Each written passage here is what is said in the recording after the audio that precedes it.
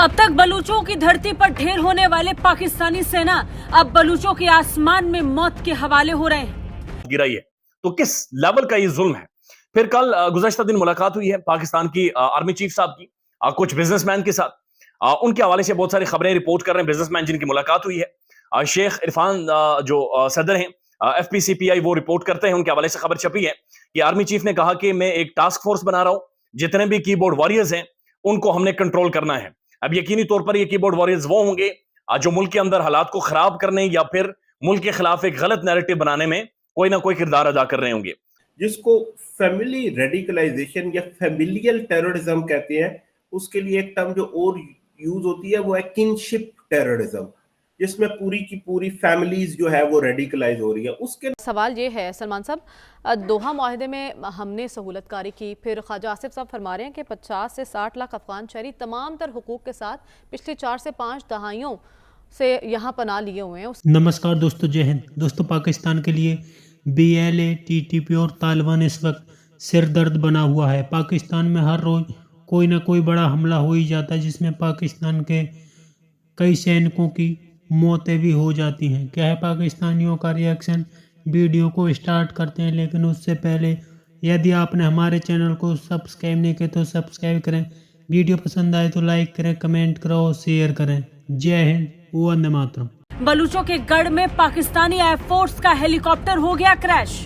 पाकिस्तान के बलूचिस्तान प्रांत से एक बड़ी खबर सामने आई। खबर है कि पाकिस्तानी नौसेना का एक हेलीकॉप्टर अचानक आसमान से गिरने लगा। खबरों की माने तो बलूचों के गढ़ में यह हेलीकॉप्टर क्रैश हुआ है। इस हादसे में सभी अधिकारियों की भी मौत हो गई।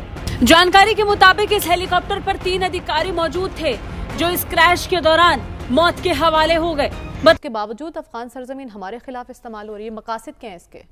देखें मरियम, ये हमदर्दी और तरफदारी इस बुनियाद पे नहीं थी कि हम तालिबान के साथ थे।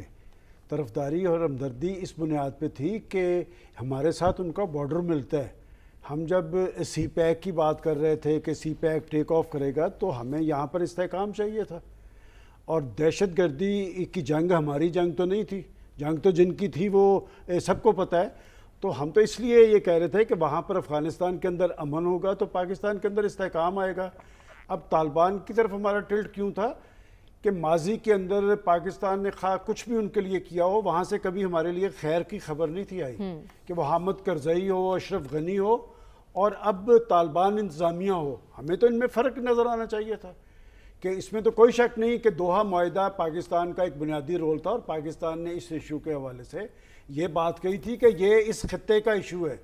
और इसमें सिर्फ पाकिस्तान नहीं था, चीन भी था, रूस भी था, ईरान भी था, टर्की भी था, सबको और अमेरिका को निकालना मकसूद था। वो फंस गए थे, वो भी निकलना चाहते थे वहाँ से, इसलिए कि वो तो आए थे 52 मुल्कों के साथ तसल्लुत जमाने के लिए। ना वहाँ पर बरतानिया तसल्लुत जमा सका, ना वहाँ पर अमेरिका तसल्लुत जमा सका। तो 2 मकासद थे कि एक अमेरिका को यहाँ से रुखसत किया जाए और दूसरा वहाँ पर अमन कायम हो। अब ये बात कि तालिबान इंतज़ामिया वहाँ पर आ गई और तालिबान इंतज़ामिया के तर्जुमान माजी में ये कहते रहे कि हमारी सरजमीन हमसाया ममालिक में दहशत गर्दी के हवाले से इस्तेमाल नहीं होगी। तो अब भी यही कह रहे हैं। और देखें ये एक नेक्सस था वहाँ उनके अंदर NDS का, राह का। और फिर जहाँ पर ये वाक़या हुआ है ये बॉर्डर है अफ़गानिस्तान का, और आज से 2 हफ्ते पहले भी यहाँ पर एक वाक़या हुआ था। और ये इलाका क्यों है, इसके साथ आपकी रोड्स बन रही हैं, वो जो CPAC की रोड्स हैं, CPAC या ग्वादर की बंदरगाह, वो किसको हजम नहीं हो पा रही, क्यों कर नहीं हो पा रही। लेकिन मसला ये है कि जब हम ये कहते हैं कि तालिबान की अपनी वहाँ पर रिट रही है, जरा थोड़ा सा ना उनके अंदर भी देखें। वो तो तेल निकालने की बात कर रहे हैं, वो तो अपनी माशी सूरत बेहतर करने की बात कर रहे हैं, लेकिन अगर वो ये पनाह गाहें वहाँ पर मौजूद हैं और ये वहाँ से आ रहे हैं तो फिर मैं समझता हूँ कि पाकिस्तान के सिपा सालार ने दुरुस्त कहा है और जुर्रत से कहा है कि आपकी सरजमीन अगर इस्तेमाल होगी, ये लफ्ज़ बड़ा पहली दफ़ा आया कि फिर रद्द-ए-अमल होगा। और आज वज़ीर दिफा ने भी ये बात की है। देखिए बात ये, हमें अपने मफादात देखने चाहिए। ये जो हमने एक खित्ते की सियासत या खित्ते के मफादात, वो दहशत गर्दी की जंग ख़त्म हो गई और बदकिस्मती से वो दहशत गर्दी वाले जिन्होंने हमें एक फ्रंट लाइन कंट्री बनाया था वो तो जाके इंडिया के साथ खड़े हो गए और फंस हम गए। 60,000 कुर्बानियाँ हमने पहले दी, 150 अरब का इंफ्रास्ट्रक्चर तबाह कर लिया और अब ये बर्दाश्त नहीं होना चाहिए। और बात ये कि ये जो 12 हमारे जवान शहीद हुए हैं, ये सिर्फ फौजी नहीं है, ये लोगों के बेटे हैं, बेशक। उनके बाप हैं, किसी के शौहर हैं और इनके घराने हैं। हम जवाबदेह होना चाहिए। और क्या सिर्फ दहशतगर्दी की जंग से निपटना सिर्फ फौज का काम है? ये नेशनल एक्शन प्लान जरा उठा के देखें, उसमें 20 नुकात थे, उसमें सिर्फ फौज नहीं थी, उसमें माशरे का, उसमें हुकूमतों का, उसमें अदारों का। क्यों नहीं वो नेशनल एक्शन प्लान पर आज तक अमल दरामद हुआ? मैं समझता हूं कि अगर आपने पाक सरजमीन को इस सारी दहशतगर्दी इंतहापसंदी से पाक करना है तो मरबूत पॉलिसी होनी चाहिए और मौसर इंटेलिजेंस नेटवर्क होना चाहिए। बात यह कि हम इस तरह की रोज रोज की कुर्बानियों के मुकम्मल नहीं हो सकते। और फैक्टर्स वो और होते हैं, मोर और लेस रिलेटेड होते हैं, क्योंकि वो जो अगेन वो जो एक होता है कि अगर आप एक औरत को पढ़ाएं तो आप एक पूरी फैमिली को एजुकेट कर देंगे, राइट।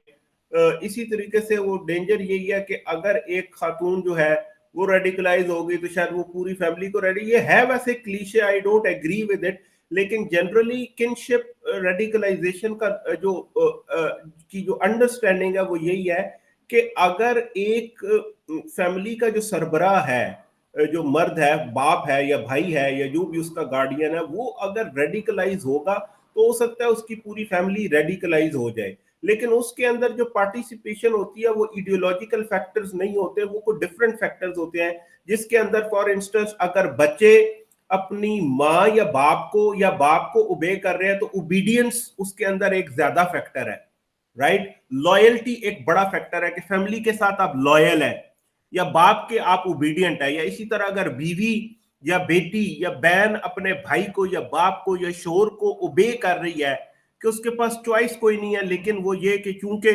वो बंदा मिलिटेंसी करता है तो वो अपनी शादी बचाने के लिए या जो भी उसका रिलेशनशिप है बहन का है या बीवी का है या बेटी का है, तो वो उसके अंदर पार्टिसिपेट करती है। तो against the common variable is obedience. और फिर जो सिबलिंग्स के अंदर होगा वो पीयर प्रेशर होता है, यानी एक सिबलिंग चाहता है कि वो दूसरे से बेहतर करे, और लॉयल्टी होती है, यानी आप कोई अगर 4 बंदे समझते हैं कि ये करना है और एक समझता है कि नहीं करना, तो वो शायद इसलिए कर दे कि वो अपने आप को फैमिली से डिसलॉयल नहीं करना चाहता। इस तरह की हमने इंडोनेशिया में नजर आया था ये ट्रेंड सूराबाया के अंदर 2018 में, जहां पे हमें नजर आया कि जब ये फैमिलीज जो है वो पुलिस चेक पोस्ट और कुछ चर्चेस पे अटैक हो रहे थे, तो बच्चे ऐसे थे जो रो रहे थे और पीछे हटते थे, लेकिन उनके बाप थे जो उन्हें खींचते हुए साथ उन्होंने कर लिया, करना नहीं चाहते थे, बट वो नजर यही आया कि उनको नहीं पता था, उन्हें ये समझ आती थी छोटे बच्चों को कि ये गलत हो रहा है, लेकिन वो बाप की ओबीडियंस में वो भी साथ ही फिर उस में साथ चले गए। But it's a different familial terrorism is a different, it's linked, related, but qualitatively different phenomena. अब जो आ गई बात फीमेल मिलिटेंट्स की इंक्रीजिंग पार्टिसिपेशन और डाइवर्सिफाइड रोल्स की और उसके एडवांटेजेस की, तो मेरा ख्याल है उसमें 2 स्कूल ऑफ थॉट है चीमा साहब। एक तो ये होता है कि लोग समझते हैं कि ये अब ऑर्गेनाइजेशंस वीक हो रही हैं तो डेस्परेट है, और चूंकि डेस्परेट है, रिक्रूट्स नहीं मिल रहे, तो अब ये औरतों को टेररिज्म के अंदर ला रहे हैं। ये एक व्यू पॉइंट हो सकता है, लेकिन उसका फिर आपको एविडेंस देखना पड़ता है कि सर्कमस्टेंशियली एंड कॉन्टेक्चुअली क्या ये बात सही है कि नहीं। तो अगर हम पाकिस्तान के कॉन्टेक्स्ट में अभी देखें तो ये दाइश को निकाल के, लेकिन दाइश के पास भी रिक्रूट्स हैं, ना तो बलोच मिलिटेंट्स को, ना टीटीपी को, ना ही टू एन एक्सटेंट आईएसके या दाइश को उस तरीके से रिक्रूटमेंट का कोई मसला है। तो ये आर्गुमेंट होल्ड नहीं करेगा कि डेस्परेशन, या क्योंकि ये ग्रुप्स वीक नहीं हो रहे, एविडेंस उसका काफी ज्यादा हमारे पास ओवरवेलमिंग एविडेंस मौजूद है। आपके प्रोग्राम्स में ये डिस्कशंस हम पहले कर चुके हैं, तो उसकी तो डेप्थ में या डिबेट में जाने की जरूरत नहीं। There is enough open source data available एक for each of these groups और मूवमेंट्स टू सब्सटेंशिएट के वीक तो नहीं हो रहे। तो ये तो आर्गुमेंट साइड पे हो गया, तो ये नहीं है। फिर दूसरा ये होता है कि एक paradoxically polar opposite argument is equally applicable है कि ये इनकी स्ट्रेंथ की बात होती है। औरतों की पार्टिसिपेशन का मतलब होता है स्ट्रेंथ की, कि अब कमिटमेंट लेवल इतना ज्यादा है कि अब उसमें औरतें भी आना शुरू हो गई हैं, एंड कॉज के साथ डिवोशन इतनी स्ट्रांग है कि even women are participating in it. अच्छा, उससे फिर होता क्या है? तो दोस्तों पाकिस्तानी सेना का एक हेलीकॉप्टर बलूचिस्तान के ग्वादर में क्रैश हुआ है। पाकिस्तानी मीडिया का मानना है कि ये क्रैश हुआ है, लेकिन इस पर कयास ये भी लगाए जा रहे हैं कि बीएलए ने भी मार गिराया होगा, क्योंकि ग्वादर के इलाके में बीएलए का बहुत ही ज़्यादा दबदबा है। पाकिस्तानी आर्मी पर यहाँ पर कई बार बड़े बड़े अटैक भी हो चुके हैं। इसी बात से अंदाजा लगाया जा रहा है कि पाकिस्तान का ये हेलीकॉप्टर बीएलए द्वारा ही गिराया गया है, क्योंकि पाकिस्तान कभी नहीं कहेगा कि बीएलए ने पाकिस्तान का हेलीकॉप्टर गिराया है, क्योंकि चाइना की इन्वेस्टमेंट जिस तरह से ग्वादर में चल रही है उस पर बलूचिस्तान के लोग काफ़ी ज़्यादा गुस्से में और अपनी आज़ादी की जंग तेज कर रहे हैं। यही कारण है कि पाकिस्तान में लगातार हमले बढ़ते चले जा रहे हैं। उसके बावजूद भी पाकिस्तानी फ़ौज उन लोगों को आज़ादी नहीं दे रही। उन्होंने ठान लिया है कि जब तक पाकिस्तान से उन्हें आज़ादी नहीं मिलेगी तब तक वो रुकने वाले नहीं है। यही कारण है कि बलूचिस्तान में इस वक्त काफ़ी ज़्यादा माहौल बिगड़ा हुआ है। आपकी क्या राय कमेंट में ज़रूर शेयर करें। यदि आप चैनल पर नए, चैनल को सब्सक्राइब करें। वीडियो पसंद आए तो लाइक करें, कमेंट करें और शेयर करें। जय हिंद, वंदे मातरम।